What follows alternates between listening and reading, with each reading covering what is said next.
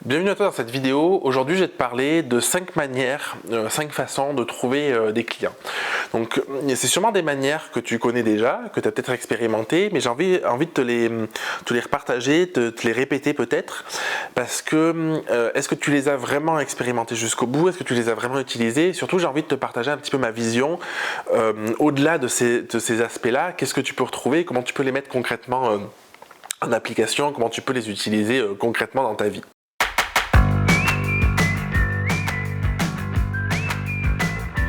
C'est issu d'un exercice que j'avais donné aux membres de la Grow Academy, c'est mon programme d'accompagnement. Tu peux regarder en description dans la bio si tu as envie d'avoir plus de détails sur le programme.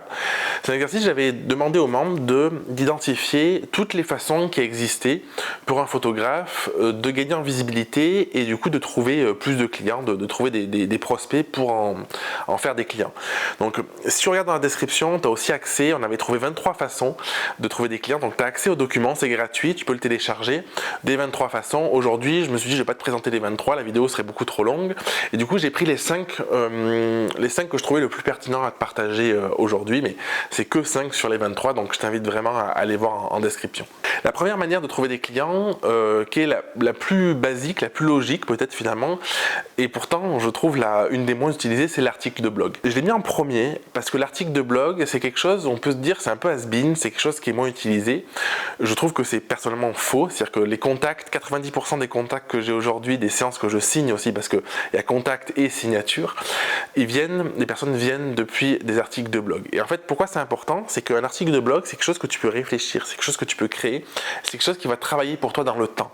C'est-à-dire qu'un article que tu écris aujourd'hui, quelqu'un qui a ce besoin-là et qui tombe dessus dans 6 mois, 1 an, 5 ans, du coup peut se dire, bah, c'est cool, je vais faire affaire avec cette personne et je vais bosser avec cette personne-là. Ce qui n'est pas le cas avec la plupart des autres manières de trouver des clients.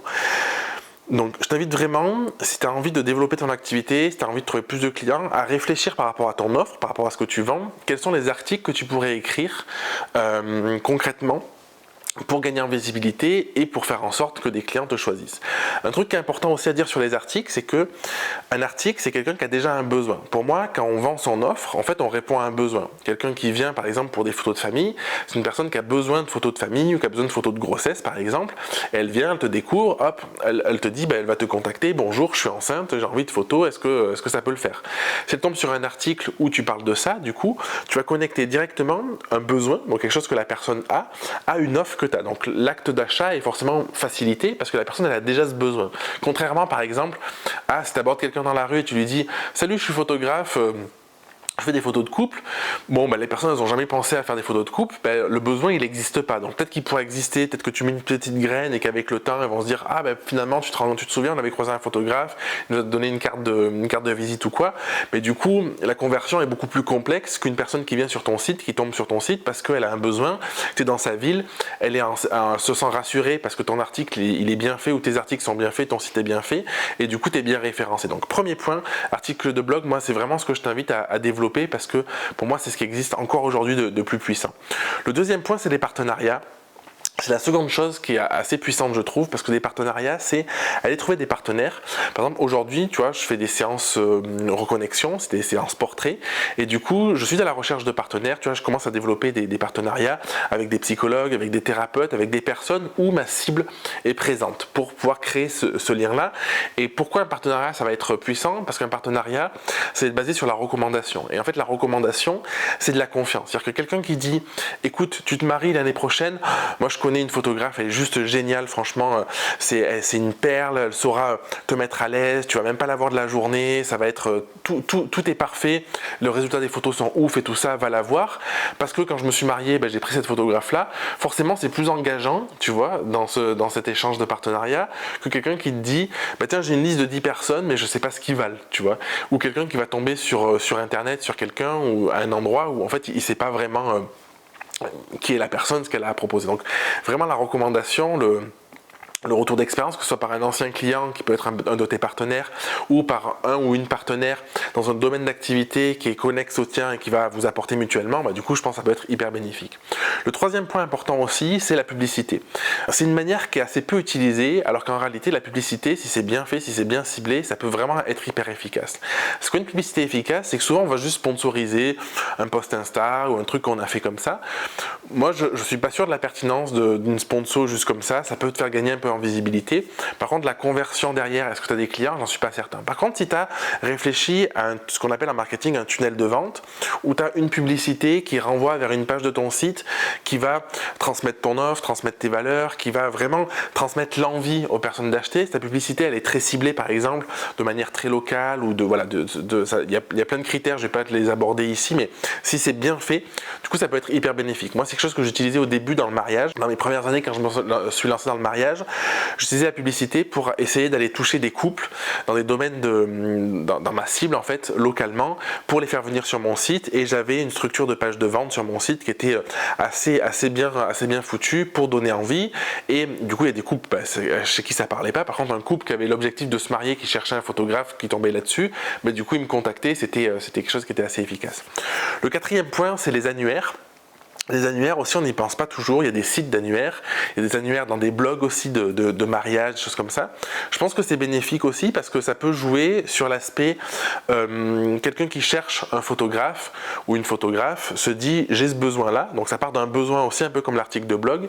Et du coup, une personne peut se sentir rassurée que quelqu'un soit sur un annuaire parce qu'elle se dit si elle est là, a priori, c'est qu'elle répond à certains critères. Et du coup, ça peut être rassurant. Moi, j'ai jamais été dans des annuaires parce que c'est quelque chose dont je suis pas forcément hyper fan. Mais j'ai plein de copains qui sont dans des annuaires, ou des copains ou des amis, filles ou garçons, peu importe, qui sont dans des annuaires et qui bouclent leur saison grâce à ça. Donc après, c'est à pondérer pour chaque point que je te partage, dont je te parle, à voir en fonction de est-ce que ça te parle, ça te parle pas, d'aller plutôt vers un autre. En tout cas, ça peut être quelque chose qui est bénéfique parce que ça peut te permettre d'avoir de la visibilité, de trouver des clients, sans avoir à passer du temps à rédiger des articles, sans avoir à passer du temps à créer des partenariats, tout ça. Après, à toi de voir comment tu peux, sur cet annuaire, te différencier, qu'est-ce que tu peux écrire de différent, qu'est-ce que tu peux montrer comme image qui vont te permettre de sortir du lot. Parce que l'inconvénient de l'annuaire, c'est que tu peux être confronté pour un couple, par exemple, qui se marie, à 10 photographes à la suite, et du coup en fait tu peux être fondu dans la masse, contrairement à quelqu'un qui va arriver sur ton site et se dire c'est cette personne que je veux. Le dernier point, le cinquième point, et tu as tous les 23 points, je te répète, dans la description, donc tu peux les télécharger gratuitement, c'est les réseaux sociaux. Les réseaux sociaux, je ne l'ai pas mis en premier parce que pour moi c'est quelque chose qui peut être extrêmement efficace. J'ai des amis, j'ai une amie notamment Anne qui a un site qui n'est pas du tout à jour, qu'elle alimente très peu, et elle fonctionne que par les réseaux sociaux, donc avec les stories, avec toute la com qu'elle peut faire sur les réseaux sociaux. Donc c'est quelque chose qui marche, c'est quelque chose qui lui permet de trouver des clients. Par contre, de mon point de vue, personnellement, je trouve que c'est quelque chose qui demande beaucoup d'investissement en temps, en énergie, pour des résultats qui sont pas immédiats. Donc tu vas me dire, il n'y a peut-être aucun résultat qui est immédiat, mais en tout cas pour des résultats qui sont qui vont arriver dans le temps si tu mets beaucoup d'énergie, parce que pour moi les réseaux sociaux c'est du contenu Kleenex. Le but c'est de divertir, c'est un contenu que tu vas voir aujourd'hui et que tu vas oublier dans 2, 3, 4 jours finalement, voire que tu peux oublier dans l'heure qui suit. Et du coup, ce contenu Kleenex, l'inconvénient qu'il peut avoir, c'est que il faut que tu sois toujours présent et que tu aussi respectes certaines règles des réseaux, un fonctionnement des réseaux, que tu respectes l'algorithme, que tu montres ce que le réseau a décidé qui était important de montrer. Donc, ça peut bien marcher. C'est pour ça que je t'en parle et que je l'ai mis. Mais personnellement, dans une optique de développer son offre, une optique de trouver des clients, c'est pas ce que j'utiliserai en premier. Par contre, les réseaux sociaux, d'avoir une présence sur les réseaux sociaux, c'est hyper rassurant pour un prospect qui te découvre sur ton site et qui va voir sur ton compte Instagram.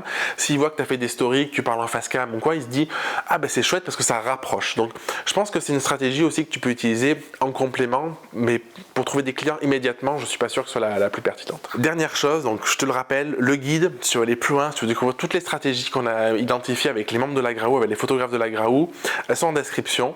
Tu vas voir, c'est une vidéo où je fais un petit peu comme je fais là, mais je vais beaucoup plus en détail dans chaque point pour t'expliquer comment tu peux le mettre en place, qu'est-ce que ça représente, qu'est-ce que tu peux trouver. Je t'invite vraiment, dans les 5 que j'ai identifiés là ou dans les 23 que tu vas trouver, à te positionner en te questionnant sur si je devais en choisir 2, 3 ou des complémentaires, ce serait quoi? Parce que, encore une fois, si tu pars sur tous ces points et que tu essaies de tout faire, quand tu vas tout faire, tu vas rien faire, tu vas dilapider ton énergie, ton temps, ton argent, tout ce que tu veux. Choisis ceux qui te parlent le plus et essaye d'être rigoureux. Si tu te dis je vais écrire des articles de blog, essaye de te dire je vais écrire un article par semaine pendant un an par exemple, et tu auras 52 contenus qui vont travailler pour toi les années suivantes. Moi c'est ce qui se passe aujourd'hui, je signe des séances et des personnes qui m'ont découvert sur des articles qui ont 4, 5, 6 ans, donc c'est juste, je trouve que c'est juste ouf. Si tu décides de créer des partenariats, fais-le, mais fais-le à fond. Va pas juste contacter 2 influenceurs ou je sais pas, ou une sage-femme dans ta région en te disant bon ben je fais des séances bébés, ça va marcher.